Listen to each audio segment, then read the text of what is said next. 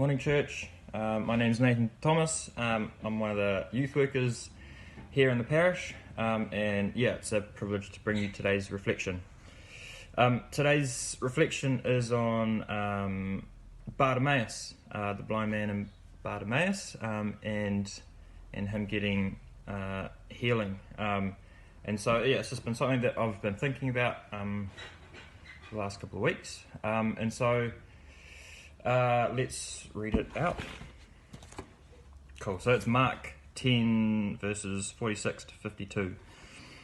Then they came to Jericho.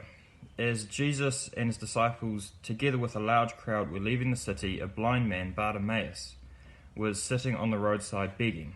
When he heard that it was Jesus of Nazareth, he began to shout, "Jesus, Son of David, have mercy on me." Many rebuked him and told him to be quiet. But he shouted all the more, "Son of David, have mercy on me." Jesus stopped and said, "Call him." So they called to the blind man, "Cheer up, on your feet, he's calling you." Throwing his cloak aside, he jumped to his feet and came to Jesus. "What do you want me to do for you?" Jesus asked. The blind man said, "Rabbi, I want to see." "Go," said Jesus, "your faith has healed you." I love this story. I think it's a bit of a story of hope. Well, that's kind of been my reflections over the last few weeks. And so the first kind of reflection I have is kind of like this personal hope. So Bartimaeus has been blind for a long time, and his hope is that he just wants to see. And so in clinging to that hope, his outward expression of that hope is that he doesn't stop until he sees change. He doesn't stop until he sees the transformation or until he sees what he's been hoping for. And so when the crowd tell him to shush, to be quiet, to sit down, then he gets even more louder and louder and says, "No, Jesus, I want to be healed."